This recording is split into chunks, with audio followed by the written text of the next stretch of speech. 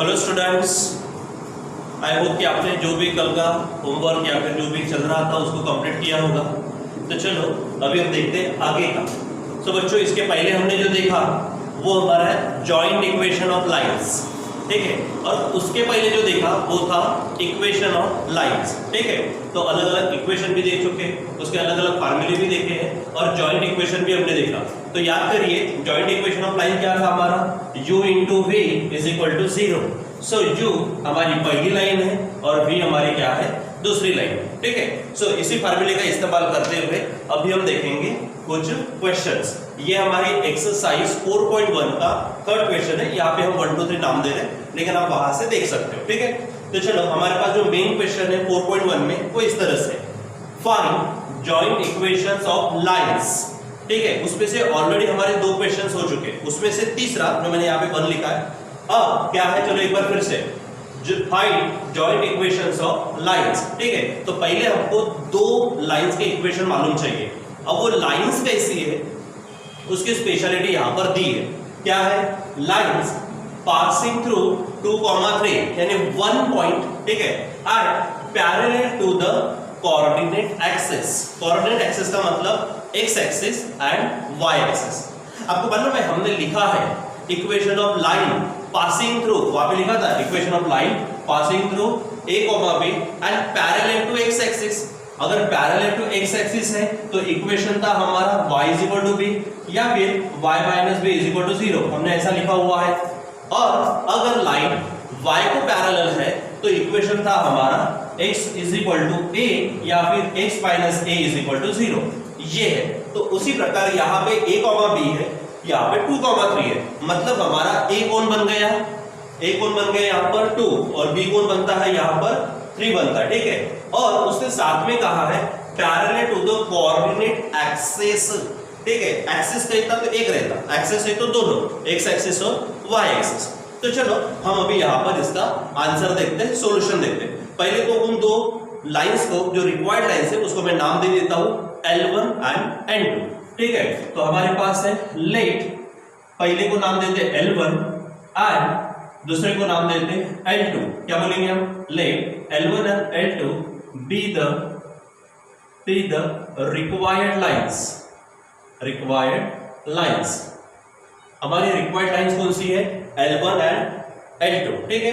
और अब देखिए, लाइन L1 हम ले लेते पैरेलल टू x एक्सिस और लाइन L2 ले लेते पैरेलल टू y एक्सिस। आपने अगर उल्टा किया तो भी चल जाएगा, कोई फर्क नहीं पड़ता वहां पे। तो हम यहाँ पे लेते लाइन L1, ठीक है। लाइन L1 कहां से जा रही है, 2,3, लाइन L1 इज पासिंग, हम यहां पे लिखेंगे line L1 is passing through 2,3 and parallel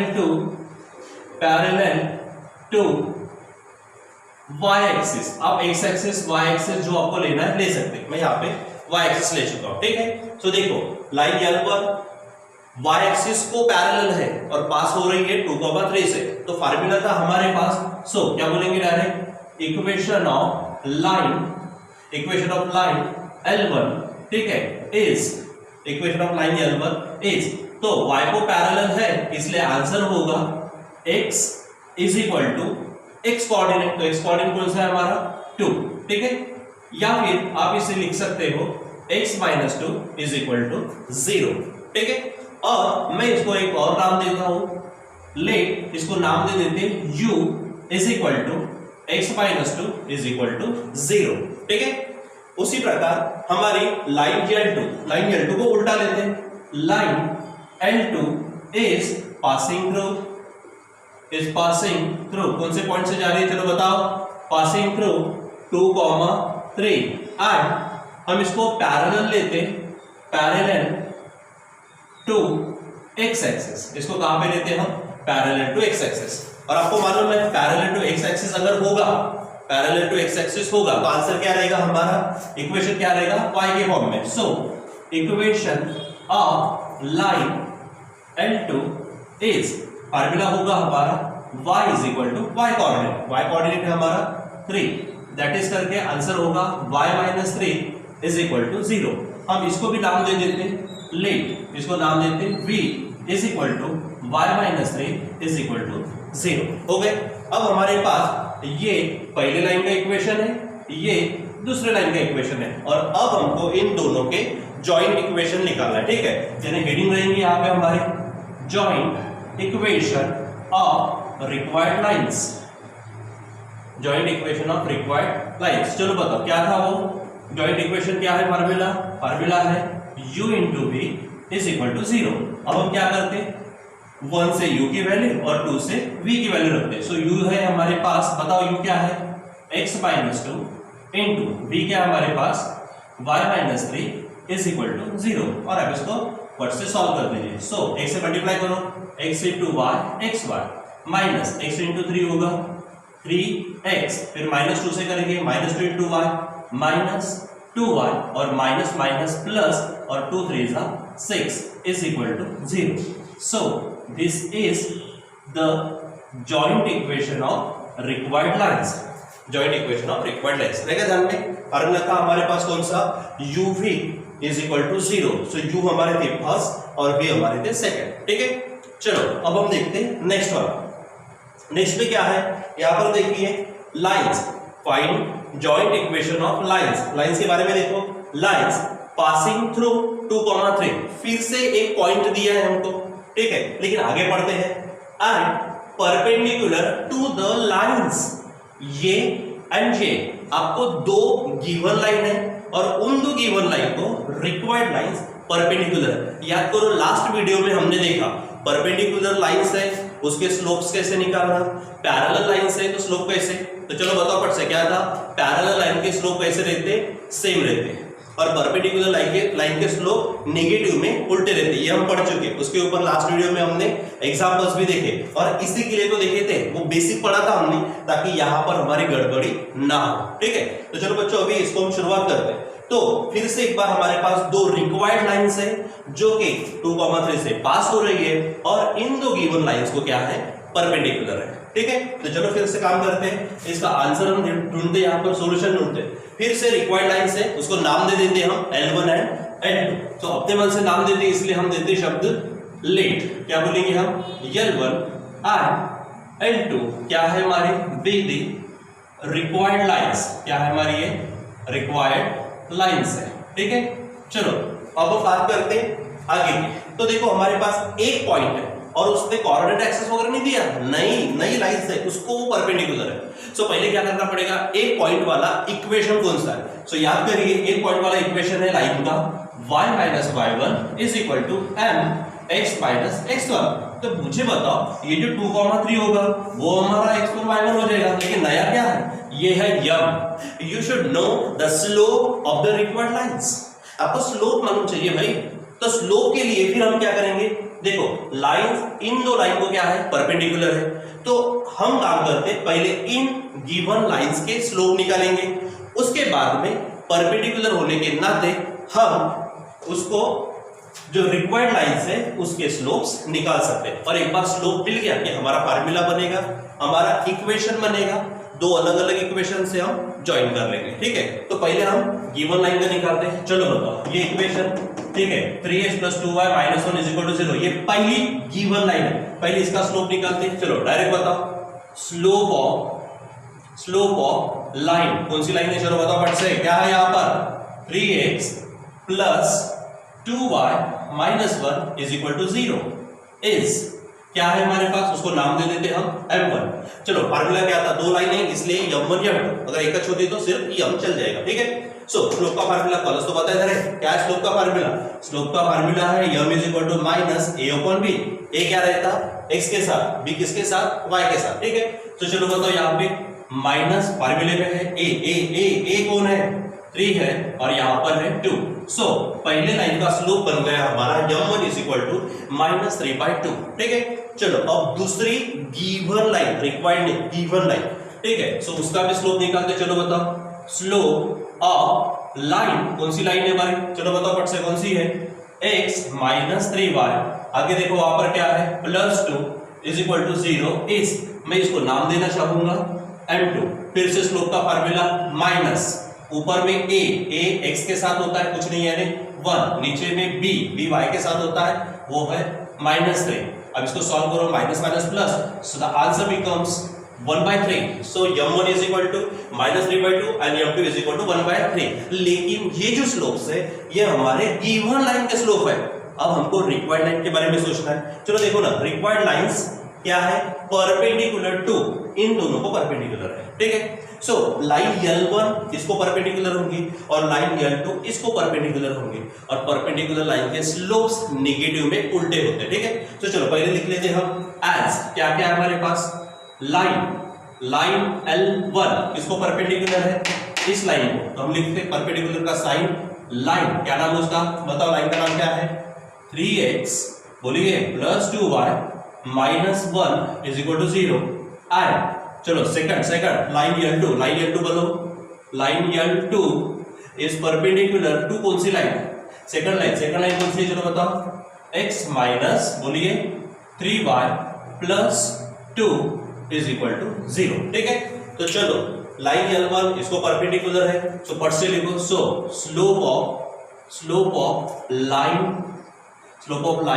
L1 is equal to, perpendicular line है भाई, परपेंडिकुलर के लिए नेगेटिव में उल्टा, सो नेगेटिव में उल्टा तो आप रेसिप्रोकल बोल सकते हैं। सो किसको परपेंडिकुलर है, इस लाइन को, इस लाइन का स्लोप क्या है m1, सो नेगेटिव में उल्टा m1, ठीक है। तो चलो काम कर लेते हैं यहाँ पर, आगे आंसर क्या होगा हमारा, चलो बताइए क्या होगा फट से, हमारे पास है आंसर, चलो बताओ फट से बताओ, -1/, क्या है m1 का आंसर क्या है, -3/2, ठीक है। सो यहाँ पर आंसर बन जाएगा हमारा, उल्टा करो, माइनस माइनस प्लस, आंसर होगा 2/3, यानी लाइन L1 का स्लोप बन गया है 2/3। अब वैसे किसको निकालते, लाइन L2, सो क्या बोलेंगे हम, स्लोप ऑफ लाइन, ठीक है।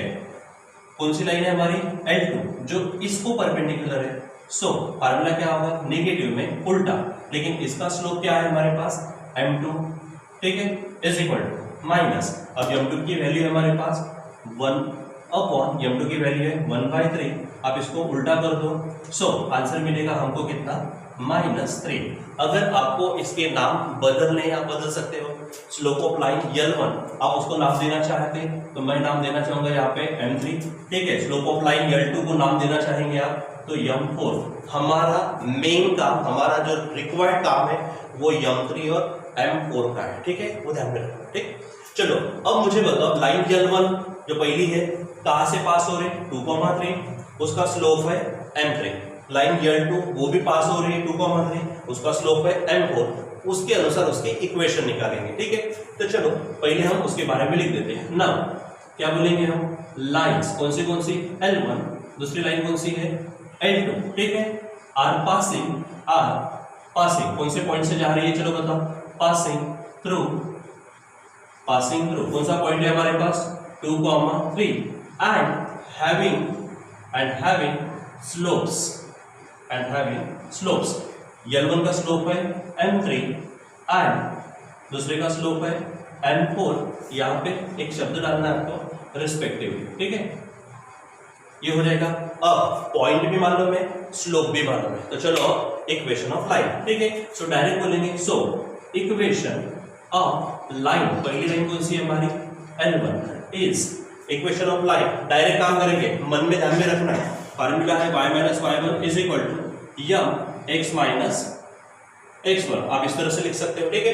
तो यहाँ पे बताओ क्या हो जाएगा हमारे पास, y माइनस y1 कौन है हमारा 3 इज इक्वल टू यम की जगह पे क्या रखेंगे हम, m3 into x minus x1 यानी पॉइंट है हमारा 2, ठीक है।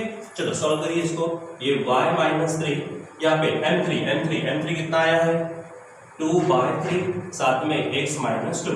चलो इसको पट से सॉल्व कर लीजिए, क्रॉस करो, 2 इंटू x 2x 2 2 4, इधर 3 से करो 3 इंटू y 3y माइनस 9, इसको एडजस्ट करो, चलो बताओ, ये 2x है, 3y को इधर भेजो तो माइनस 3y, ठीक है, ये है -4 के साथ ये 9 आएंगे तो +9 इज इक्वल टू 0। सो फट से होगा आंसर 2x माइनस 3y, यहाँ पे मालूम है आपका आंसर होगा +5 इज इक्वल टू 0। अब ये लाइन 1 का इक्वेशन मिल गया, इसको मैं अपने मन से नाम देना चाहूंगा u। तो u इज इक्वल टू क्या होगा 2x minus 3y plus 5 is equal to 0, equation first. ठीक है, चलो ऐसा ही हमको काम करना है L2 के लिए। इक्वेशन ऑफ लाइन L1 हो गया, अभी क्या करेंगे हम, equation of line L2 is वैसी फार्मूला फिर से वही है, y माइनस y1, y1 यानी पॉइंट में y1 कौन है 3 इज इक्वल टू इसका स्लोप कौन है m की जगह पे m4 और यहाँ पर होगा x माइनस x1, तो x1 कौन है हमारा 2। चलो फटाफट सॉल्व करिए इसको, y माइनस 3, m4 की वैल्यू है -3 और x माइनस 2। चलो फट से सॉल्व करो, y माइनस 3, बोलो बोलो बोलो फटाफट बोलो, यहाँ पर क्या होगा +6, ट्रांसफर करो तो 3x, ये प्लस y -6 है, सॉरी -3 है और 6 इधर आएंगे तो -6 इज इक्वल टू 0।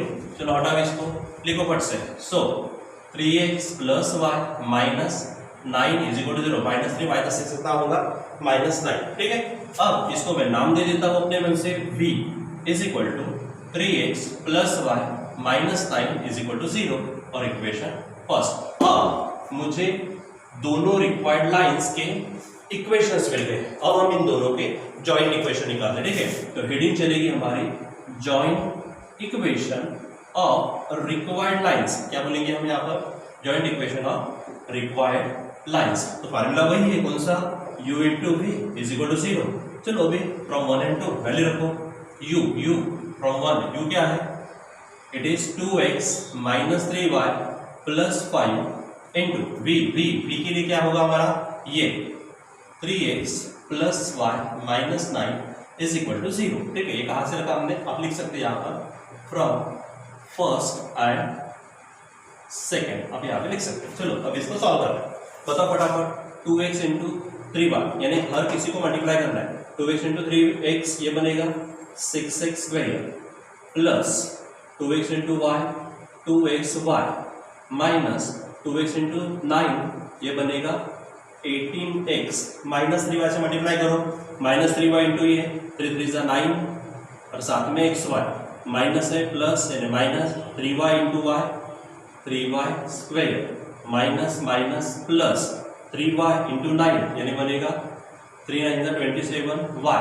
ठीक है, चलो और 5 से करना है, 5 इंटू 3 ये बनेगा 15x, 5 इंटू y ये बनेगा 5y और माइनस 5 इंटू 9 बनेगा 45 इज इक्वल टू 0। चलो अब इसको फाइनल स्टेप में सॉल्व करते हैं।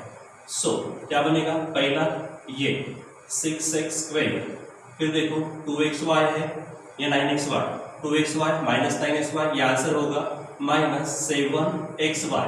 ठीक है, फिर ये y स्क्वायर वाला लिख लो तो -3y स्क्वायर, फिर x वाला -18x और ये 15x है, -18x में से 15x गया, ये बनेगा -3x। ठीक है, उसके बाद में y वाला देखो, ये 27y है और ये 5y है, 27y और 5y बन जाएंगे हमारे 32y और फाइनल है हमारे पास -45 इज इक्वल टू 0।